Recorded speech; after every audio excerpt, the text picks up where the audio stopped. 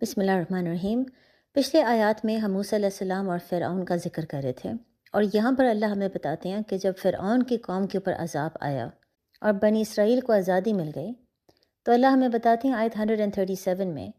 کہ اللہ نے بنی اسرائیل کو مشرق اور مغرب دے دیا، اور اللہ نے دونوں میں ان کے لیے برکت ڈال دی۔ اب ظاہر ہے اس کا یہ نہیں مطلب کہ جیسے بنی اسرائیل کو آزادی مل گئی تو اللہ نے ان کو مشرق اور مغرب دونوں دے دیا اور ان کا ایک بہت بڑا کنگڈم بن گیا۔ ہم جانتے ہیں سورہ بقرہ میں کہ بنی اسرائیل کو آزادی ملنے کے بعد وہ 40 سال تک سینائی کے ڈیزرٹ میں رہے، کیونکہ اللہ نے ان کو حکم دیا تھا کہ وہ موسیٰ علیہ السلام کے ساتھ جہاد کریں اور فلسطین میں داخل ہو جائیں، یعنی وہ زمین جو اللہ نے ان کے لیے مقرر کی تھی اس میں داخل ہو جائیں، لیکن انہوں نے جہاد کرنے سے انکار کر دیا۔ لہٰذا ایک سزا کے طور پہ وہ 40 سال تک صحرا میں رہے۔ لیکن یہاں پر جب اللہ مشرق اور مغرب کا ذکر کر رہے ہیں، اللہ کا مطلب یہ ہے کہ آگے جا کے اللہ نے بنی اسرائیل کو اتنی قوت اور طاقت دی کہ مشرق اور مغرب دونوں ان کے پاس تھا۔ اور یہ ہم دیکھ سکتے ہیں داؤد علیہ السلام اور سلیمان علیہ السلام کے ٹائم پہ، جب ان کا بہت بڑا کنگڈم تھا، اور اس کنگڈم کے ذریعے وہ پوری دنیا میں دین پھیلا رہے تھے۔ اب یہاں پر ہم دیکھ سکتے ہیں جب اللہ پچھلے قوموں کا ذکر کرتے ہیں تو عذاب کے بعد جو رسول اور مسلمان بچ جاتے ہیں، اللہ ان کا ذکر نہیں کرتے کہ ان کے بعد ان کے ساتھ کیا ہوا، بلکہ صرف قوم عاد کے متعلق ہم جانتے ہیں کہ جب عذاب آیا تو جو مسلمان بچ گئے تھے وہ ہود علیہ السلام کے ساتھ حجاز گئے، اور وہاں پر پھر ایک نئی قوم کا آغاز ہوا جس کا نام ہے قوم ثمود۔ لیکن انہوں نے اس قوم کا آغاز کس طریقے سے کیا، کیا مشکلات دیکھیں، کیا سٹرگلز دیکھیں، اس کا ذکر اللہ نہیں کرتے۔ لیکن جب بنی اسرائیل کے بارے میں اللہ بات کرتے ہیں تو عذاب آنے کے بعد بنی اسرائیل کے ساتھ کیا ہوا، کیا انہوں نے مشکلات دیکھیں، کیا غلطیاں انہوں نے کی، اس کا ذکر اللہ بہت زیادہ کرتے ہیں۔ تو یہاں پر اتنا بڑا فرق کیوں ہے؟ پہلی تو یہ بات ہے کہ بنی اسرائیل ایک امت بننے کے لیے جا رہی تھی، یہ باقی قوموں کے ساتھ نہیں تھا، اور پھر امت ہونے کے ناطے اللہ ان کو ایک نئی شریعت دے رہے تھے جس میں 613 لاز ہوں گے۔ یعنی اب بنی اسرائیل کامیاب صرف تب ہو سکتی ہے جب وہ افیکٹو لیڈرز بنیں گے، دین کی دعوت دیں گے پوری دنیا میں، شریعت کو امپلیمنٹ کریں گے اور ایک اسلامک اسٹیٹ کو کھڑا کریں گے۔ ظاہر ہے کیونکہ یہ بہت بڑی ذمہ داری تھی، لہٰذا اللہ مزید بنی اسرائیل کا ذکر کرتے ہیں کہ فرعون کی قوم کے اوپر جو عذاب آیا اس کے بعد پھر بنی اسرائیل نے کیا کیا، کیونکہ پچھلی قومیں، قوم عاد، قوم ثمود، قوم مدین، ان قوموں میں جو مسلمان بچ کے تھے انہوں نے بعد میں کوئی امت کھڑی نہیں کی، لہٰذا اسی لیے اللہ ان کا بعد میں ذکر نہیں کرتے ہیں۔ بلکہ اس کے ساتھ ساتھ بنی اسرائیل نے آزادی کے بعد کیا کیا، کتنی غلطیاں کی، اور کیا پھر اللہ نے ان کے ساتھ کیا، اس کے اوپر زیادہ فوکس کرنا اس لیے بہت ضروری ہے کیونکہ ان کے ذریعے نبی محمد صلی اللہ علیہ وآلہ وسلم کی امت کے لیے بہت اہم پیغام ہے۔ مثلا سب سے پہلے آپ یہ دیکھ سکتے ہیں کہ بنی اسرائیل جب فرعون کے نیچے تھی ان کے ساتھ بہت ظلم اور زیادتی ہو رہی تھی، لیکن حیرانگی کی بات یہ ہے کہ ان میں پھر بھی بہت صبر تھا۔ وہ اپنے رسول موسیٰ علیہ السلام کی اطاعت کرتے تھے، وہ ریبیلیس نہیں تھے، موسیٰ علیہ السلام کے خلاف نہیں جاتے تھے، جتنا مرضی ان کے ساتھ برا سلوک ہو رہا ہو۔ لیکن حیرانگی کی بات ہے کہ جیسے اس قوم کو آزادی ملی تو یہی قوم ریبیلیس ہو گئی، یہی قوم موسیٰ علیہ السلام کے خلاف جانا شروع ہو گئی۔ یہ کیسے ہو سکتا ہے کہ وہی لوگوں کے دلوں میں اتنا صبر تھا کہ وہ موسیٰ علیہ السلام کی ہر بات پر عمل کر رہے تھے، چاہے اس وقت ان کے ساتھ بہت زیادتی ہو رہی تھی، بہت ظلم ہو رہا تھا، لیکن جیسے ہی آزادی ملی تو ان کے دلوں میں صبر ختم ہو گیا، موسیٰ علیہ السلام کے خلاف جانا شروع ہو گئے۔ یعنی اگر یہ لوگ شروع میں موسیٰ علیہ السلام کے خلاف جاتے یا تھوڑے سے ریبیلیس ہوتے تو ہم پھر بھی سمجھ سکتے تھے، کیونکہ ان کے ساتھ بہت ظلم اور زیادتی فرعون کر رہا تھا۔ تو ظاہر ہے بندہ کبھی اپنی اسٹرگل سے ایگزاسٹ جب ہو جاتا ہے تو وہ ریبیلیس بھی ہو جاتا ہے، بہت زیادہ شکایت بھی کرتا ہے۔ لیکن حیرانگی کی بات ہے کہ اس وقت ان کے دل میں ایمان، صبر، توکل بہت زیادہ تھا۔ تو یہ کیسے ہو سکتا ہے؟ اس سے بلکہ اللہ ہمیں یہ سکھا رہے ہیں کہ جب اللہ اپنے بندے پہ بہت زیادہ مشکلات بھیجتا ہے لیکن وہ پھر بھی اسٹرگل کرنے کی کوشش کرتا ہے، پھر بھی صبر دکھانے کی کوشش کرتا ہے اور اللہ کا شکر ادا کرتا ہے، تو پھر ایک وقت ایسا آتا ہے کہ اللہ پھر ڈائریکٹلی انٹروین کر کے اس کے دل میں اتنا زیادہ ایمان اور صبر اور توکل ڈال دیتے ہیں کہ وہ پھر ثابت قدم رہے، وہ غلطی سے بھی غلط راستے پہ نہ چلا جائے، ریبیلیس نہ ہو جائے، اللہ کی ناشکری نہ کرے، کیونکہ اس وقت پھر اللہ فیصلہ کر لیتے ہیں کہ اللہ نے اپنے بندے کو انعام دینا ہے، اس کو دنیا میں بھی اور آخرت میں بھی اجر دینا ہے۔ اگر وہ تھک جائے گا اور دین سے ہٹ جائے گا اللہ کے خلاف جانا شروع ہو جائے گا تو پھر اس کو اجر نہیں مل سکتا۔ لہٰذا اللہ پھر اس کی مدد کرنے کے لیے ڈائریکٹلی انٹروین کرتے ہوئے اس کے دل میں اتنا زیادہ ایمان ڈال دیتا ہے تاکہ گارنٹیڈ اس کو اجر بھی ملے گا دنیا میں اور آخرت میں۔ لہٰذا اب آپ سمجھ سکتے ہیں کہ کیوں کہا جاتا ہے کہ جب آپ کی زندگی مشکل ہو تو وہ بلکہ چھوٹا امتحان ہے، جب آپ کی زندگی میں آسانی آ جائے وہ زیادہ بڑا امتحان ہے۔ کیونکہ جب زندگی میں بہت مشکل ہو اور آپ تھوڑی سی محنت کریں، اسٹرگل کریں،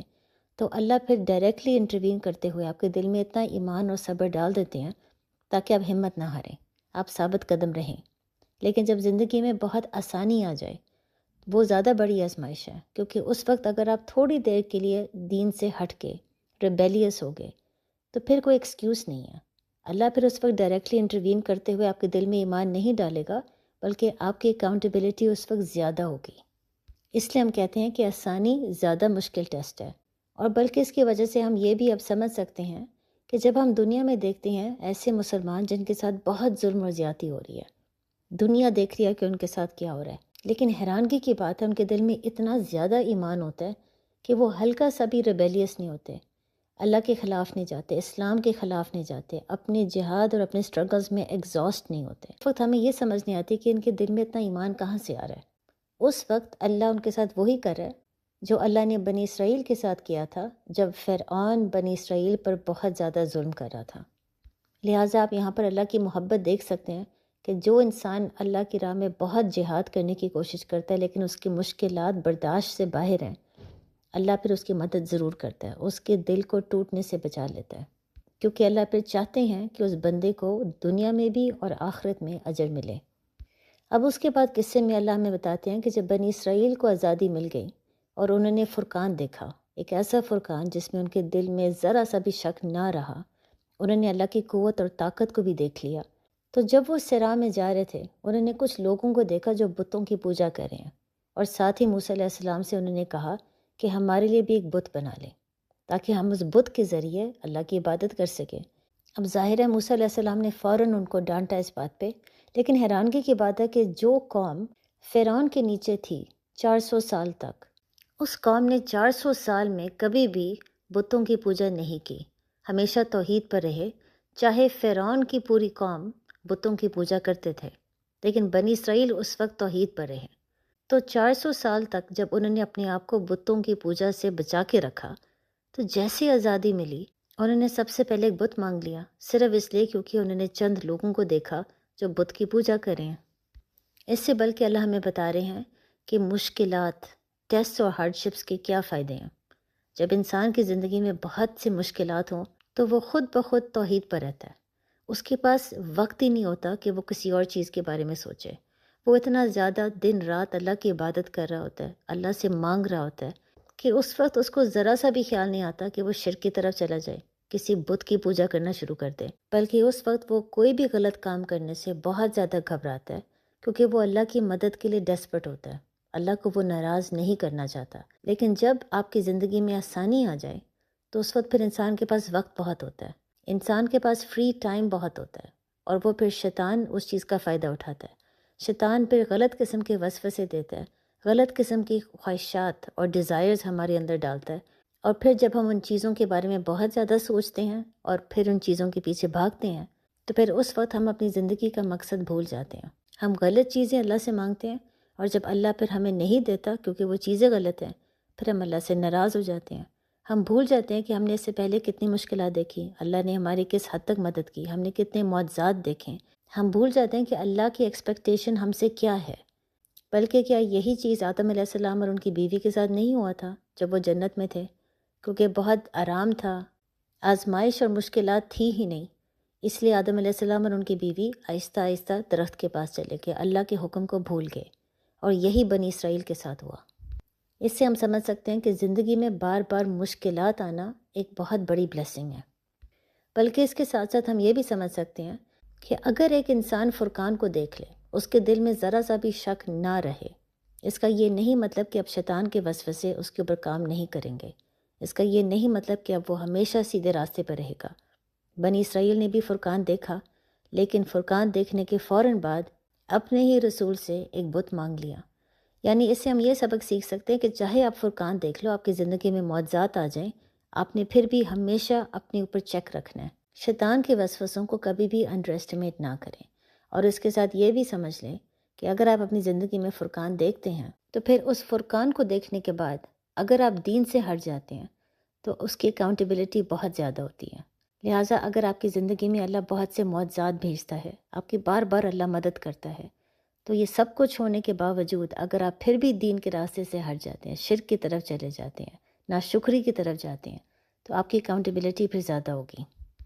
اب یہاں پر کیونکہ بنی اسرائیل کو آزادی مل گئی، آزادی ملنے کا مطلب ہے ان کے پاس فری ٹائم تھا، شیطان کے وسوسوں کی وجہ سے وہ بھول گئے کہ ان کی زندگی کا مقصد کیا تھا۔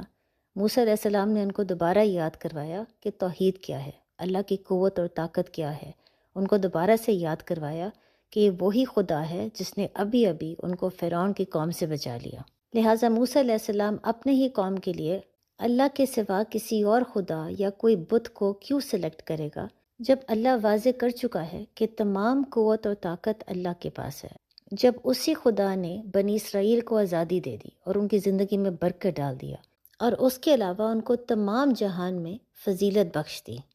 اتنا کچھ دینے کے بعد قوم یہ کیسے سوچ سکتے ہیں کہ وہ اللہ کے سوا کسی بت کی پوجا کریں؟ جب پہلے ہی بنی اسرائیل کے پاس کوئی بت نہیں تھا، پھر بھی اللہ نے ان کے لیے سب کچھ کیا، تو اب وہ بت کیوں مانگ رہے ہیں؟ بلکہ یہاں پر جب موسیٰ علیہ السلام بنی اسرائیل کو بتا دیتے ہیں کہ اللہ نے ان کو تمام جہان پر فضیلت بخش دی، تو اس سے ہم یہ سمجھ سکتے ہیں کہ موسیٰ علیہ السلام اس کے بعد کوہ طور کی طرف جا رہے تھے، کیونکہ اللہ نے ان کو وہاں پر بلایا ہوا تھا۔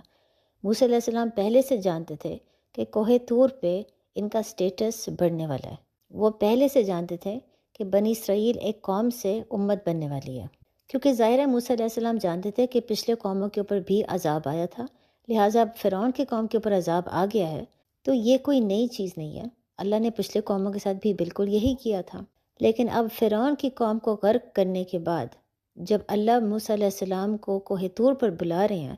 تو اس سے موسیٰ علیہ السلام کو سمجھ آ گئی تھی کہ اب بنی اسرائیل ایک عام قوم کی طرح نہیں ہے جیسے پچھلے قومیں تھیں،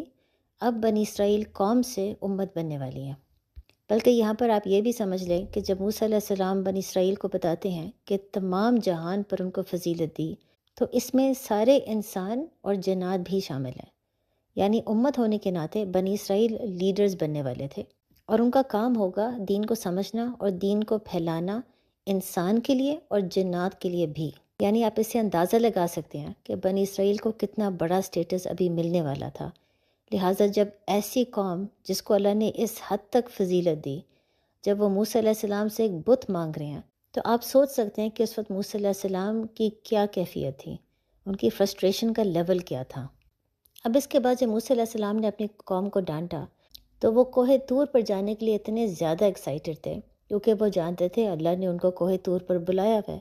وہ اللہ سے ملنے کے لیے بہت ایکسائٹڈ تھے۔ تو انہوں نے اپنی 6 لاکھ کی قوم ہارون علیہ السلام کے پاس چھوڑ دی۔ ہارون علیہ السلام کو یہ کہا کہ وہ آہستہ آہستہ قوم کو اس جگہ پر لے کر آئیں کوہ طور کے پاس، اور ساتھ یہ بھی ہارون علیہ السلام کو سمجھا دیا کہ قوم کو ضرور دیکھنا، ہدایت ان کو ضرور دینا، غلط راستے پر جانے سے ضرور بچا لینا۔ یعنی موسیٰ علیہ السلام جلدی میں آگے چلے گئے اور ہارون علیہ السلام کو کہا کہ وہ پیچھے قوم کے ساتھ آئیں اور ساتھ ساتھ قوم کو دیکھتے رہیں، ہدایت دیتے رہیں۔ اب جب موسیٰ علیہ السلام کوہ طور پر پہنچے اور انہوں نے وہاں پر 40 راتیں گزاری، تب انہوں نے اللہ سے فرمائش کی کہ وہ اللہ کو دیکھنا چاہتے ہیں۔ وہ پہلے سے ہی اللہ کو سن سکتے تھے، لیکن اب وہ اللہ کو دیکھنا چاہتے تھے۔ اب حیرانگی کی بات ہے، اللہ نے ایک دفعہ بھی ان کو ڈانٹا نہیں، ان کو یہ نہیں کہا کہ یہ جو آپ چیز مانگ رہے ہیں یہ غلط ہے۔ انہوں نے موسیٰ علیہ السلام کو صرف اتنا کہا کہ ان کو دیکھنا ناممکن ہوگا، لیکن پھر بھی کیونکہ اللہ اس ٹرسٹ کو مینٹین کرنا چاہ رہے تھے، موسیٰ علیہ السلام کو ڈس اپوائنٹ نہیں کرنا چاہ رہے تھے، اللہ نے پھر بھی کہا کہ سامنے جو پہاڑ ہے آپ اس کو دیکھیں، اگر یہ قائم رہا تو پھر آپ مجھے دیکھ لیں گے۔ یعنی اس سے آپ سمجھ سکتے ہیں کہ اللہ فرینڈشپ کو کتنا زیادہ ویلیو کرتے ہیں۔ اللہ موسیٰ علیہ السلام کو انکار نہیں کرنا چاہ رہے تھے تاکہ وہ ڈس اپوائنٹ نہ ہو، تاکہ موسیٰ علیہ السلام یہ نہ سوچے کہ میں نے ایک خواہش کی تھی اور اللہ نے اس خواہش کو نظر انداز کر دیا۔ لہٰذا اللہ نے پریکٹیکلی ڈیمونسٹریٹ کر کے موسیٰ علیہ السلام کو دکھایا کہ آپ کے لیے خدا کو دیکھنا ناممکن ہے۔ یعنی اللہ نے پہلے سے بتا دیا تھا کہ آپ مجھے نہیں دیکھ سکتے، لیکن پھر بھی صرف اس لیے تاکہ موسیٰ علیہ السلام کو ڈس اپوائنٹمنٹ محسوس نہ ہو، اللہ نے پریکٹیکلی ان کو ڈیمونسٹریٹ کر کے دکھا دیا کہ میں آپ کی خواہش پوری کرنا چاہتا ہوں، لیکن آپ مجھے دیکھ نہیں سکتے۔ اس سے آپ اندازہ لگا سکتے ہیں کہ خدا کو اپنے غلام سے کس حد تک محبت ہے۔ اب ظاہر ہے اللہ کی نور کی وجہ سے پہاڑ پھٹ گیا اور پوری زمین ہلنا شروع ہو گئی، جس کی وجہ سے موسیٰ علیہ السلام بے ہوش ہو کے گر گئے۔ جیسے موسیٰ علیہ السلام کو ہوش آئی اور ان کو سمجھ آیا کہ ان کے ساتھ کیا ہوا ہے، انہوں نے اس وقت یہ نہیں کہا کہ اللہ میں سمجھ گیا ہوں، آپ بالکل ٹھیک کہہ رہے تھے، میں آپ کو نہیں دیکھ سکتا۔ انہوں نے فوراً یہ کہا کہ اللہ میں توبہ کرتا ہوں اور میں سب سے پہلا مسلمان ہوں۔ اس کے جواب میں پھر اللہ موسیٰ علیہ السلام سے کہتے ہیں کہ میں نے تمام لوگوں پر آپ کو فضیلت دی، آپ کو ایک خاص کام کے لیے چنا ہے، لہٰذا میرا پیغام لے اور شکر ادا کریں۔ یہ وہ وقت ہے جب اللہ نے پھر موسیٰ علیہ السلام کو سب سے پہلی شریعت دی، جس میں پتھر پہ اللہ نے 10 کمانڈز لکھے تھے۔ یہ وہ سب سے پہلے بیسک رولز، بیسک لاز تھے جو اللہ بنی اسرائیل کو دے رہے تھے۔ اب ظاہر ہے آگے جا کے اللہ نے اور بھی بہت سے لاز دینے تھے، لیکن یہ جو 10 کمانڈز ہیں، جو 10 لاز ہیں، یہ بیسک فاؤنڈیشن تھا جس پہ بنی اسرائیل نے اب امت ہونے کے ناطے اپنے آپ کو کھڑا کرنا ہے۔ موسیٰ علیہ السلام کو اللہ نے حکم دیا کہ یہ 10 کمانڈز اپنی قوم کی طرف لے کر جائیں اور ان کو یہ بات بتائیں کہ وہ بہترین طریقے سے اس کو فالو کریں، یعنی جہاد کر کے جس حد تک وہ ان اصولوں کو فالو کر سکتے ہیں ضرور فالو کریں، پوری محنت کریں، پوری کوشش کریں۔ اور ساتھ ہی ان کو یہ بھی بتا دیا کہ ان قریب اللہ ان کو نافرمانوں کا گھر دکھائیں گے۔ اب یہاں پر گھر سے مراد ہے وہ پرومس لینڈ، یعنی پیلسٹائن، جو اللہ نے بنی اسرائیل کے لیے مقرر کر دیا ہوا تھا۔ لیکن اس وقت اس زمین پر نافرمان لوگ تھے جن کو کہا جاتا تھا فلسطینز۔ اب یہاں پہ فلسطین سے مراد پیلسٹینینز نہیں ہے، یہ اس زمانے میں جو لوگ اس وقت اس زمین پر تھے، وہ جس قبیلے سے تعلق رکھتے تھے، ان کا نام تھا فلسطینز۔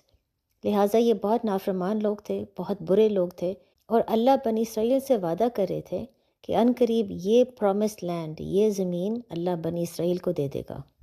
لیکن ساتھ ہی اللہ ان کو خبردار کر رہے ہیں کہ زمین اللہ ان کو ان قریب دے دے گا، لیکن اس میں کنڈیشن ہے۔ کنڈیشن یہ ہے کہ انہوں نے دین پر رہنا ہے، شریعت کو نافذ کرنا ہے، جہاد کرنا ہے، اور جو اللہ ان کو حکم دیتا ہے وہ بہترین طریقے سے جس حد تک وہ اس کو پورا کر سکتے ہیں پورا کرنے کی کوشش کریں۔ اگر وہ اللہ کے اصولوں کے خلاف جائیں گے، دین کے خلاف جائیں گے، تو اللہ اپنی برکت ان سے اٹھا لے گا۔ یعنی اللہ ان کو ساتھ اس بات پر خبردار کر رہے ہیں کہ وہ لوگ جو اللہ کے خلاف جاتے ہیں، اپنی خواہشات کے پیچھے بھاگتے ہیں، اللہ ان کو بار بار موقع دیتا ہے، لیکن وہ بار بار اللہ کے خلاف جاتے ہیں۔ پھر ایک ایسا وقت آتا ہے جب اللہ ان کے دلوں پر مہر لگا دے گا۔ پھر اس وقت وہ جو مرضی نشانی دیکھ لیں، وہ کبھی بھی ایمان نہیں لائیں گے اور وہ ہمیشہ غلط راستے پر چلنا پسند کریں گے۔ یعنی اللہ بنی اسرائیل کو خبردار کر رہے تھے کہ چاہے اللہ نے تمام جہان پر ان کو فضیلت دی، اللہ نے ان کو بہت بڑے کام کے لیے چنا، لیکن اس میں کنڈیشنز ہیں۔ اگر انہوں نے ان کنڈیشنز کو پورا نہ کیا تو اللہ اپنی برکت اٹھا لے گا، اپنی رحمت اٹھا لے گا، وہ پرومس لینڈ اللہ ان سے چھین لے گا، جو ہم نے پھر بعد میں جا کے بنی اسرائیل کے ہسٹری میں دیکھا ہے کہ ان کے ساتھ بہت دفعہ ہوا ہے۔ لیکن یہاں پر ہم بہت سے سوال پوچھ سکتے ہیں۔ سب سے پہلے تو یہ بات ہے کہ موسیٰ علیہ السلام نے یہ کیوں کہا کہ اللہ میں سب سے پہلا مسلمان ہوں؟ ہم جانتے ہیں موسیٰ علیہ السلام تو اس سے پہلے بھی رسول تھے اور کئی سال رسول رہے ہیں، اس وقت بھی وہ مسلمان تھے، بلکہ ان کے ساتھ بنی اسرائیل کی پوری قوم مسلمان تھی۔ تو اس وقت جب موسیٰ علیہ السلام کو ہوش آئی تو انہوں نے اس وقت یہ بات کیوں کہی کہ اللہ میں سب سے پہلا مسلمان ہوں؟ اور پھر اس کے ساتھ ہم یہ بھی پوچھ سکتے ہیں کہ اللہ یہ کیوں کہہ رہے ہیں موسیٰ علیہ السلام کو کہ میں نے تمام لوگوں کے اوپر آپ کو فضیلت دی، آپ کو ایک خاص کام کے لیے چنا۔ اللہ نے تو ان کو بہت سال پہلے چن لیا تھا، وہ تو بہت سال پہلے ایک رسول بن گئے تھے، تو اب دوبارہ اللہ یہ بات کیوں دہرا رہے ہیں؟ وہ اس لیے کیونکہ اللہ نے پہلے جب موسیٰ علیہ السلام کو ایک رسول بنایا تو فرعون کی قوم کی طرف بھیجا، یعنی ان کا کام تھا فرعون کی قوم کو دین کی دعوت دینا اور ساتھ ہی بنی اسرائیل کو آزادی دینا۔ لیکن اب بنی اسرائیل ایک قوم نہیں، ایک امت بننے جا رہی ہے۔ اب ایک نیا کانٹریکٹ سائن کیا جا رہا ہے موسیٰ علیہ السلام کے ساتھ۔ اب کام یہ نہیں ہے کہ فرعون کی قوم کو دین کی دعوت دینا ہے، اب کام یہ ہے کہ پوری دنیا کو دین کی دعوت دینا ہے۔ بنی اسرائیل ایک امت بننے جا رہی ہے۔ اب موسیٰ علیہ السلام کا کام یہ ہے کہ بنی اسرائیل کی ٹریننگ شروع کر دے تاکہ وہ تمام جہان کے لیے لیڈرز بن سکیں، وہ دین کی دعوت دیں، شریعت کو نافذ کریں، ایک اسلامک اسٹیٹ کو کھڑا کریں۔ تو ظاہر ہے کیونکہ ایک نیا کانٹریکٹ سائن کیا جا رہا ہے موسیٰ علیہ السلام کے ساتھ، اسی لیے اللہ موسیٰ علیہ السلام کو بتا رہے ہیں کہ میں نے تمام لوگوں پر آپ کو فضیلت دی، یعنی اب اس وقت میں آپ کو ایک نیک کام کے لیے سلیکٹ کر رہا ہوں، لہٰذا میرا پیغام لے، میری شریعت لے، اللہ کا شکر ادا کریں اور آپ اس نئے مشن میں کام کرنا شروع کریں۔ اور اسی لیے پھر موسیٰ علیہ السلام نے ان کو یہ کہا کہ اللہ میں سب سے پہلا مسلمان ہوں، یعنی اب جو مجھے نیا کام دینے آپ جا رہے ہیں، جو نئی شریعت ہوگی، ایک نیا کانٹریکٹ سائن میں کرنے والا ہوں، میں سب سے پہلا مسلمان ہوں جو اس نئی شریعت پہ ایمان لے آیا ہے۔ لیکن ہم پھر بھی ایک اور سوال پوچھ سکتے ہیں کہ موسیٰ علیہ السلام نے اس وقت اللہ کو دیکھنے کی خواہش کیوں کی؟ جب وہ جانتے ہیں کہ وہ اللہ کو سن سکتے ہیں تو دیکھنے کی کیا ضرورت ہے؟ اور ویسے بھی وہ ایک رسول ہیں، وہ جانتے ہیں کہ زندگی ایک آزمائش ہے، اور سب سے بڑی آزمائش یہی ہے کہ آپ نے اللہ پر ایمان لانا ہے، چاہے آپ اللہ کو نہیں دیکھ سکتے۔ آخر کار فرعون نے بھی تو موسیٰ علیہ السلام سے یہی کہا تھا نا کہ میں موسیٰ علیہ السلام کے خدا کو دیکھنا چاہتا ہوں، اور موسیٰ علیہ السلام ان کو یہی بات سمجھا رہے تھے کہ خدا کو آپ نہیں دیکھ سکتے، ایمان کا مقصد ہی یہی ہے کہ اس خدا کو دیکھے بغیر اس پر ایمان لے آؤ۔ تو جب موسیٰ علیہ السلام جانتے ہیں کہ خدا تو بالغیب میں سے ہیں، تو وہ اس وقت خدا کو دیکھنے کی فرمائش کیوں کر رہے تھے؟ اصل بات یہ ہے کہ اس وقت موسیٰ علیہ السلام کو کیونکہ پتہ چل گیا تھا کہ بنی اسرائیل اس وقت ایک امت بننے جا رہی ہے، ان کو شریعت مل چکا ہے، اور اب ان کے اوپر ایک بہت بڑی ذمہ داری اللہ نے ڈال دی ہے۔ بلکہ وہ اس وقت یہ بات سمجھ گئے تھے کہ فرعون کے ظلم اور زیادتی برداشت کرنا چھوٹا امتحان تھا، یہ بلکہ اللہ نے اس وقت بنی اسرائیل کو ایک زیادہ بڑے امتحان میں ڈال دیا، خاص طور پہ جب موسیٰ علیہ السلام جانتے تھے کہ ابھی ابھی ان کی قوم نے ان سے ایک بت کی فرمائش کیا۔ اب یہی قوم جو ابھی بت کی فرمائش کر رہے تھے، اللہ اب ان کو امت بنانے والے ہیں، اب انہوں نے تمام جہان کے لیے لیڈرز بننا ہے۔ یہ بہت مشکل، بہت چیلنجنگ ٹاسک ہوگا، لہٰذا ممکن ہے کہ موسیٰ علیہ السلام اپنے آپ کو تھوڑا سا ڈاؤٹ کر رہے تھے، وہ تھوڑا سا گھبرائے ہوئے تھے کہ ایسا نہ ہو کہ وہ اس مشن میں ناکام ہو جائیں، یعنی بالکل ایسے ہی جیسے جب موسیٰ علیہ السلام کو اللہ نے سب سے پہلے رسول بنایا اور ان کو کہا کہ فرعون کی طرف جائیں اور بنی اسرائیل کو آزاد کریں، تو انہوں نے اپنے آپ کو ڈاؤٹ کیا تھا، وہ گھبرائے ہوئے تھے، جس کی وجہ سے انہوں نے اللہ سے یہ فرمائش کی کہ میرے بھائی ہارون کو بھی میرے ساتھ بھیج دیں۔ لہٰذا ممکن ہے کہ اس وقت بھی اتنا بڑا جب ان کے اوپر بوجھ اللہ نے ڈالا تو انہوں نے اپنے آپ کو ڈاؤٹ کیا اور تھوڑا سا گھبرانا شروع ہو گئے کہ یہ اس مشن میں وہ کامیاب ہو سکیں گے یا نہیں، اور اس گھبراہٹ میں آ کے انہوں نے اللہ سے یہ فرمائش کی کہ اللہ کیا میں آپ کو دیکھ سکتا ہوں؟ یعنی انہوں نے سوچا کہ شاید اگر میں اللہ کو دیکھ لوں گا تو میرا ایمان اتنا زیادہ بوسٹ ہو جائے گا، میرے اندر اتنا زیادہ اسٹرینتھ اور ہمت آ جائے گی کہ میں پھر شاید اس وقت اس مشن میں کامیاب ہو جاؤں۔ اب ظاہر ہے اللہ جانتے تھے کہ اس وقت موسیٰ علیہ السلام کے دل میں خوف بھی ہے اور وہ اپنے اوپر شک کر رہے ہیں، ان کو یہ لگ رہا ہے کہ شاید وہ اس مشن میں کامیاب نہ ہو سکیں، لہٰذا اللہ جانتے تھے کہ جو موسیٰ علیہ السلام نے فرمائش کی ہے وہ گھبراہٹ میں آ کے کی ہے۔ اگر اللہ ان کو انکار کر دیں گے تو موسیٰ علیہ السلام کے اندر جو ڈاؤٹ ہے، جو خوف ہے، وہ بلکہ کم نہیں زیادہ ہو جائے گا۔ لہٰذا اللہ نے ان کو سمجھا دیا کہ یہ ممکن نہیں، لیکن پھر بھی ان کو پریکٹیکلی ڈیمونسٹریٹ کر کے دکھا دیا کہ اللہ چاہتے ہیں کہ وہ موسیٰ علیہ السلام کی خواہش پوری کرے، لیکن یہ ہو نہیں سکتا۔ اور پھر ظاہر ہے جب موسیٰ علیہ السلام نے یہ دیکھا کہ پہاڑ پھٹ گیا ہے اور زمین اتنی زور سے ہل رہی ہے اور وہ بے ہوش ہو گئے ہیں، تو جب ان کو ہوش آئی، ان کو احساس ہوا کہ انہوں نے جو چیز اللہ سے مانگی وہ غلط تھی، لہٰذا انہوں نے فوراً توبہ کیا۔ ان کو احساس اس وقت یہ ہوا کہ اللہ پہلے سے ان کو اتنا کچھ دے چکے ہیں، وہ پہلے رسول ہیں جو اللہ سے گفتگو کر سکتے ہیں۔ یہی بات اللہ ان کو آیت 144 میں پھر یاد کروا رہے ہیں کہ اللہ پہلے سے ہی ان کو بہت زیادہ نعمتیں عطا کر چکا ہے، اللہ نے بلکہ ان کو اپنے پیغام کے لیے چنا ہے، یعنی موسیٰ علیہ السلام کے لیے اپنے مشن میں کامیاب ہونے کے لیے ان کو جن چیزوں کی ضرورت ہے اللہ پہلے سے ان کو تمام چیزیں دے چکے ہیں، لہٰذا یہ وقت نہیں ہے اپنے آپ کو ڈاؤٹ کرنے کا۔ کیا موسیٰ علیہ السلام نے اب تک بہت سے معجزات نہیں دیکھے؟ ان کا عصا سام بن گیا، ہاتھ ان کا سفید ہو گیا، اور پھر فرقان بھی انہوں نے دیکھ لیا۔ باقی رسولوں نے اتنے زیادہ معجزات تو نہیں دیکھے، لہٰذا اس وقت موسیٰ علیہ السلام کو یہ احساس ہوا کہ اللہ پہلے سے ان کو اتنا کچھ دے چکے ہیں، اگر وہ صرف اس پہ غور و فکر کریں، ان تمام چیزوں کو دوبارہ سے یاد کریں، تو ان کو اس مشن میں کامیاب ہونے کے لیے ہمت اور طاقت مل جائے گی۔ پھر اللہ آیت 146 میں دوبارہ سے بنی اسرائیل کو یاد کروا رہے ہیں کہ اللہ نے ان کا سٹیٹس تو بڑھا دیا، ان کو ایک امت بنا دیا ہے،